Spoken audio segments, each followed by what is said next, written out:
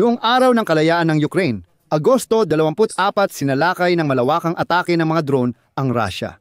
At ngayon, nagrereklamo na ang mga Ruso na di umano'y tinamaan ng isa sa mga drone ang Kursk Nuclear Power Plant. Sa kabuuan, ito ay banta sa nuklear seguridad.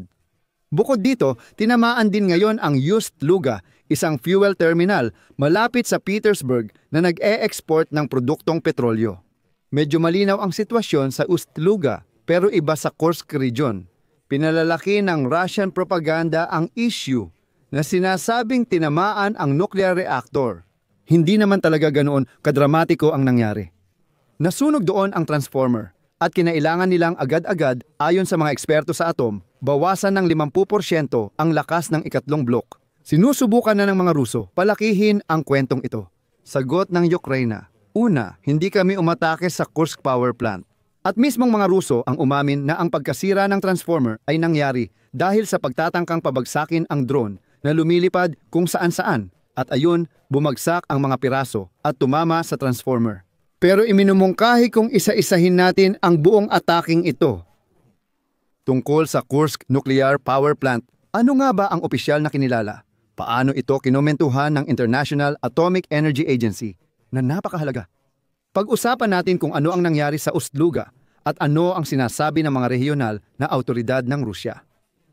Paano tumutugon dito ang Kyiv? At paano ito makakaapekto sa pag-export ng Rusya, mga insurance, at syempre sa mga nerbiyos ng mga Ruso at kanilang military logistics? Ako si Alexi Pechi. Ngayon ay ika-24 ng Agosto sa kalendaryo. Bago magsimula, paki-subscribe sa channel na ito, mag-like, mag-comment, at i-follow din ang aking Telegram channel na Pechi News. Nasa video description ang link. Sige, magsimula tayo sa Kursk na planta ng nuclear energy. Mahalagang huwag basta maniwala sa malalakas na headline, mas mainam tingnan ang eksaktong pahayag. Ito ang aktual na isinulat ng Reuters. Iniulat ng Kursk Nuclear Power Plant ang sunog sa auxiliary transformer. Pagkatapos nito ay ibinaba ng 50% ang lakas ng reactor number 3. Walang tagas ng radyasyon. O ipapaliwanag ko sa mas simpleng salita. Nasunog ang diaktibong bahagi ng reaktor tulad ng mga koneksyon at transformer, kaya kinailangan hinaan ang reaktor para patatagin ang sistema. CP, sa totoo lang, nabawasan ng 50% ang lakas. Walang tagas. Ito ang susi sa tamang pagtingin sa sitwasyon, hindi yung hysteria na pinalalaki ng Russian propagandista. Ngayon, tungkol sa International Atomic Energy Agency, ang ahensya ng kaligtasan sa atom ng United Nations ay hindi nauuna at nagsasalita ng maingat. Alam nila ang mga ulat, ngunit wala silang independenteng kumpirmasyon. At pangalawa, inuulit ng regulator ang mantra tungkol sa Zaporizhzhia Nuclear Power Plant. Dapat laging protektado ang nuklear na pasilidad saan man at kailanman. Ang ganitong tono ay parang isang insurance lang, na tipong nangongolekta lang kami ng mga facts, saka kami magbibigay ng konklusyon, hindi kami kumakampi sa kahit anong panig. At ngayon, inaasahan na ng mga opisyal ng Russia na bigyang diin ang banta. Ang mga awtoridad ng Russia sa diwa ng kaligtasan muna bago ang lahat ay nagsasabi na ang mga pag-atake ay nagdudulot ng banta sa nuklear na seguridad. Ganito ay pinapakita na parang, kita ninyo, tinatarget na ng Ukraine ang mga nuklear na pasilidad. Kahit normal ang radyasyon, anila, anumang gulo sa paligid ng atomikong infrastruktura ay agad nagiging red zone para sa mga politiko at sa propaganda. Dito agad kong sasabihin na, sa Ukrainian Center para sa Paglaban sa Disinformasyon, sinabi nila na ang mga Russian media ay nagkakalat na ng mga manipulasyon tungkol sa Kursk Nuclear Power Plant, na inaakusahan ang Ukraine na umano'y lumilikha ng banta sa nuklear na seguridad. Ibig sabihin, ayon sa International Atomic Energy Agency, wala pang kumpirmasyon sa ngayon.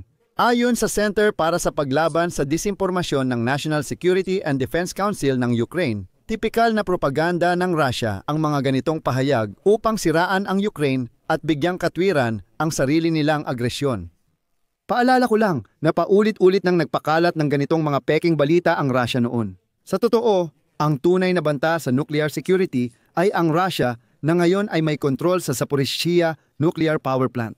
Paalala lang, hindi pa naman matagal ang lumipas. Hindi rin ako lalayo. Noong ika-10 ng Agosto, binomba ng mga Russian occupiers ang Zaporizhzhia gamit ang mga aerial bomb. Partikular, nasira ng mga Ruso ang gusali ng External Crisis Management ng Zaporizhzhia Nuclear Power Plant. Ganito binobomba ng mga Ruso gamit ang aerial bomb ang mga pasilidad na ganito. Kasabay nito, dapat ding bigyang pansin na mismong mga Russian propagandists ang nagsusulat na may combat drone na na-shoot down malapit sa Kursk Nuclear Power Plant. Nang bumagsak ang aparato, sumabog ito at nasira ang transformer para sa sariling pangangailangan. Binawasan ng 50% ang karga ng ikatlong blok. Ibig sabihin, inamin ng mga Ruso na sila ang nagpasabog ng drone na bumagsak at tumama sa transformer. Tungkol sa Ust-Luga, noong gabi ng Agosto 24 nagpasabog ng malakas ang mga long-range drone ng serbisyo ng seguridad ng Ukraine at puwersa ng espesyal na operasyon sa mga pasilidad sa pantalan ng Ust-Luga, Leningrad. Ayon ito sa mga pinagkukunan ng impormasyon. Ayon sa ulat, tinamaan ng mga drone ang gas processing complex ng Novotek, isa sa pinakamalaking tagagawa ng liquefied gas sa Russia. Sa mga video, makikita ang malakas na pagsabog at malawakang sunog. Ayon sa impormasyon, ang tama ay tumama sa cryogenic fractionation unit ng gas condensate na siyang puso ng mga prosesong teknolohikal ng complex. Ito na ang pangalawang matagumpay na pag-atake ng SBU sa Ust-Luga ngayong taon. Ang una ay naganap noong simula ng Enero. Hindi na naman naprotektahan ng mga Ruso ang terminal na ito sa ikalawang beses. Ayon sa source mula SBU, ginagamit ng Russia ang terminal na ito para magbenta ng langis at gas gamit ang Shadow Fleet. Pinapababa ng drone sanctions ng SBU ang perang pumapasok sa Russia para sa digmaan. Ngayon, talakayin natin ang nangyari sa Kursk Oblast at Leningrad Oblast. Tungkol sa Kursk Nuclear Power Plant, malinaw na hindi ito isang nuklear na sakuna. Nasunog ang auxiliary transformer. Maaring tawagin itong seryoso pero malinaw na hindi ito aksidente. Sa nuclear power plant, binawasan ang reaktor sa kalahati ng kapasidad. Seryoso ito dahil ang anumang hindi planadong galaw sa nuclear block ay stress para sa sistema. Ang mahalaga, normal ang radiation at walang tagas. Uulitin ko, ganito gumagana ang impormasyon sa paligid natin. Dito, sapat na ang salitang atomikong planta ng kuryente o atomikong planta ng kuryente para kumalat sa social media ang mga nakakapangpanik na headline at magamit ito ng Russia sa pagmamanipula ng sitwasyon. Kaya pinapanatili natin ang balanse. Ang tunay na panganib ay nasa katotohanan ang mga nuklear na pasilidad ay napunta sa gitna ng digmaan. At ito ay problema ng mga Ruso na sila mismo ang nagsimula ng digmaan na ito. Sila mismo ang nagpapabagsak ng drone malapit sa nuclear power plant. Pero sinisisi ang Ukraine sa pag-atake sa Kursk Nuclear Power Plant. Hindi umatake ang Ukraine doon dahil wala namang saysay militar iyon. Tiyak na tiyak. Tungkol sa Ust-Luga, mahalagang maintindihan na hindi lang ito mga tubo at tangke, kundi pintuan din para sa mga produktong petrolyo gaya ng kerosene. Mahalaga ang bawat paghinto kahit dahil sa sunog o pahayag na ligtas na ang mga tangke. Pinipilit nito ang mga kumpanya ng siguro at mga trader na muling kalkulahin ang mga panganib. Ibig sabihin nito, mas mahal ang insurance, mas komplikado ang logistics, mas mahaba ang ruta para palitan ang supply kung may problema dito, at iba pa. Sa madaling sabi, ang pag-atake sa terminal ay pag-atake rin sa pera. Hindi lang para sa eksena ng pagsabog. Ito ay tunay na mga parusa. Ito talaga ang mga parusang ipinapataw ng Ukraine laban sa mga Ruso.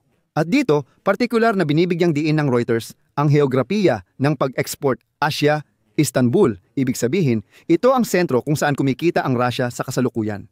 Ibig sabihin, ito ang mga lokasyon kung saan ipinapadala ng Russia ang kanilang mga produktong petrolyo, pati na rin ang likidong natural na gas mula sa pantalan na ito. Ngayon, tinatanong ng kanluraning media kung bakit kailangang gawin ng Kyiv ang mga pag-atake sa Terminal Plus, Kursk Region, at iba pa sa iisang gabi.